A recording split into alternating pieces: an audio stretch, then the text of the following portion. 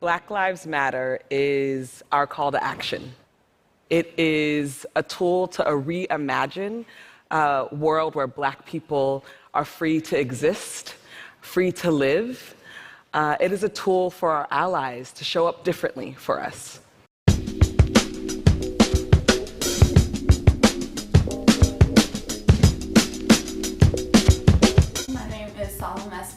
I also go by Slim in the community.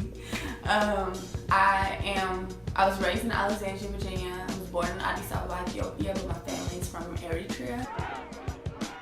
I said indict, convict, send that killer cops to jail. The whole damn system is guilty as I said it. Hi, my name is Omadi. I'm from Raleigh, North Carolina. I'm 19. They've been going to war on us for over 400 years, so I ain't peaceful. I ain't no protest. I'm one of the co-founders of the hashtag and the movement Black Lives Matter. When we say all Black Lives Matter, we mean Black trans folks, we mean Black queer folks. There's a significant amount of queerness and transness happening on the front lines, and we are it. Like, we are the ones we've been waiting for. My name is Janae Wright. I am 18 years old, and I'm from Raleigh, North Carolina. But we may have some things that's very offensive, and we're not here to try to offend anybody. A lot of guys have a lot to say about it for some reason. A few things known about these women. Number one, there's 3 women. 2 of them are queer. We're gonna use the names that they use. This is the new like code words they using, fam. As a gay Black male, I really feel, I don't want to say excluded. A lot of times, it's my Black people, they get left behind. So like the queer Black people, a lot of times women get left behind. So if 2 of them are queer, or part of the LGBT, right? Then what is their real motives here? I mean, are they really about conscious building our community? You know what I'm saying? Like we was doing in the 50s and 60s, it's a real movement back then. One time I had heard like one of the BLM protesters called the police officers the F word. But as y'all can see, they got an agenda and it's mainly gonna be attacking our youth. But it started to become clear as the hashtag and the movement started to grow that the historical narrative was playing out. The historic narrative of Black people has been fighting for Black, cis, hetero, Christian men, both their lives, but also them being at the forefront of the conversation. On the bottom of like the totem pole would be like the trans people. And that is where I've tried to use my voice the most, is to raise awareness and like tell people like, these trans women are like out here, they're being murdered. And in March, early April, there was already like, what, 6 or 7 deaths of Black trans women from our community. Black trans women are getting killed, like, I don't even know how often they're getting killed, and nobody's talking about it at all. I hear, like, I see a couple tweets about it, and, maybe a couple threads, maybe with all their faces, maybe their stories, like how they got shot, but nobody's really talking about it, and I don't hear anyone talking about it on campus. How we'll have political conversations in classrooms sometimes, nobody's talking about, nobody's talking about it. My 2, I guess, best friends, you could say, of like the last few years of high school, BLM came out, we were completely behind it, like loved it, and then slowly as like, the years went on and we saw like, things emerge from it, we kind of all backed off. It's an issue. We need to be represented too, we exist. We deserve to have some of the recognition too. We're out there dying, like it's real. People are being like abused, raped, kidnapped and all that stuff just because they chose to love who they love. And it's like we have it twice as bad because like one, we're gay and we're Black. So like no matter how you look at it, we're not gonna like be accepted by society. Like we have to create our own movement that kind of stays our own movement, because otherwise we're not gonna get the liberation we need. Also Black men, I've been basically talking to brick walls too. And I think majority of the men I ran into often falls underneath the brick wall category. A brick wall. Yeah, it might be like yelling out like brick wall or whatever, but like if we can just like break down that brick wall. Once you kind of give them like a new mental frame and a new perspective, like they understand. Like I've seen Black Lives Matter protesters be like, oh no, I want equal rights for everyone. And then, you know, I'll be like, what about gay people? What about trans people? What about lesbians? What about non-conforming people? Like, and they'd be like, yeah, I support all of them too. Like one day I was walking on campus, like totally just mind my business, and somebody like stuck his head out his window, was like, hey, are you a faggot?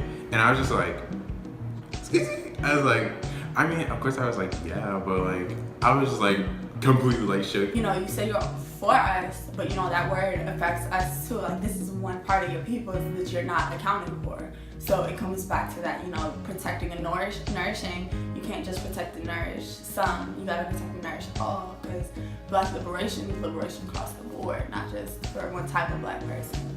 Like, me and my friend we were just hanging out like at this place, right? And these guys came up and they asked if we were on a date. We weren't, but we said we were. And then they were like, you're on a date? You like girls? Are you sure you like girls? Because some girls be saying they like girls, but they don't really like, you know, it was that kind of thing. And they just started interrogating us about our sex life. It was they were strangers. Like, we just met them and they were getting really personal. And I mean, what invited them to, you know, like sort of just break the ice that fast, you know? I feel like it's out of fear, if anything.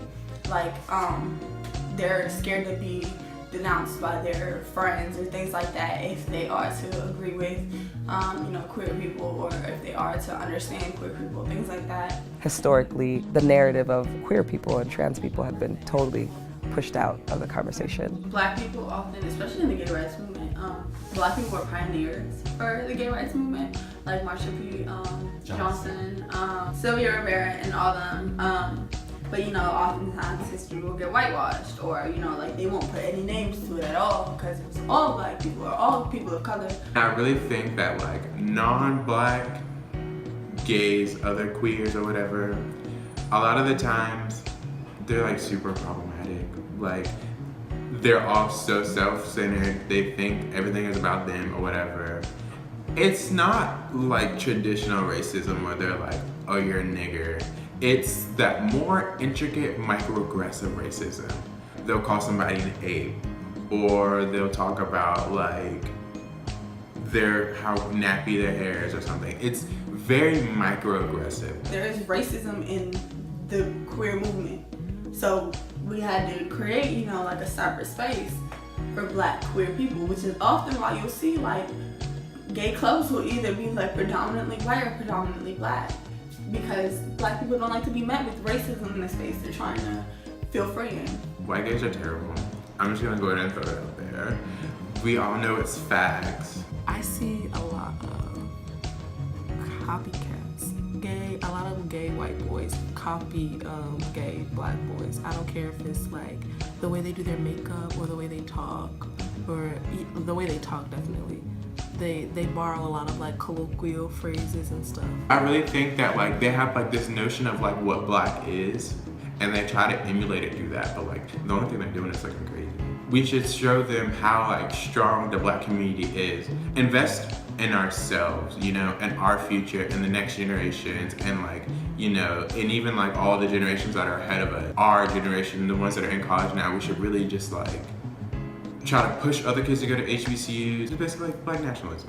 A lot of Black people, when they talk about LGBTQ plus issues, they talk about how you know, they don't care about us. We got to deal with racism and stuff like that. So I can't really worry about the discrimination you are facing because I got to worry about my own stuff. But there are people who are experiencing both. It's really easy to make rifts between like the different groups in the Black community, you know, and I feel like it shouldn't be that easy. Like, you know, I mean, all these white people are like banding together to try to get our Black asses out of here. So like, you know, we gotta just do what they're doing. You have to teach how to be receptive. It really just stems from a place of wanting everyone to feel comfortable. And I don't understand why that's so hard. A lot of people have a lot to say about it. I just don't really listen to it. It's not your fucking business. I think if our voices were heard more, we would see a lot less microaggressions. We would see people a lot more understanding and at least willing to learn and empathize with us. We don't get a lot of that. How can you deny someone something that you just because you don't feel it? Intersectionality is, in essence, you know, just the I guess like the merging of all different factions of people and them being able to work together and creating like policies and things like that that fit and work for all people. All it comes down to is being receptive to the struggles of other people and accounting for them.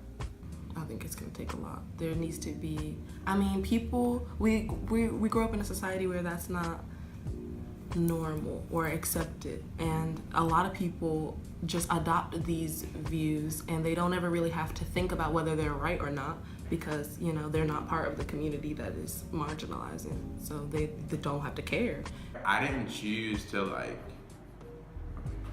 get kicked out of my house. Like, I didn't choose to be like cut off by my dad's side of the family. Like, I didn't choose to like, you know, not be able to like be comfortable like walking down the street and like have to worry about like people like sticking their head out the window like, oh, are you a faggot, and like try to harass me and all that stuff, you know? No one would choose this. Now, however, I don't really identify with the Black Lives Matter movement because of its straying away from, I guess, the original goals and tactics and ambitions, I guess, and it has strayed away from like the liberation of all Black people to, you know, we're going to be liberated under these terms for these types of people. A lot of Black people don't even entertain queerness or like this is all a very new conversation for a lot of people. Like, we're just gonna have to talk about it a lot because they're not going to, you know? So we have to. And once we generate that conversation, I feel like things will start looking different. I want people to know that story because that's the human story. That's the real story. America has to take into account these Black people and show them that their being, their existence is of value. It's going to take a lot for the culture to shift and for things to look different. I don't think it's impossible. I don't think things are going to be like this forever. But right now, this is how it is.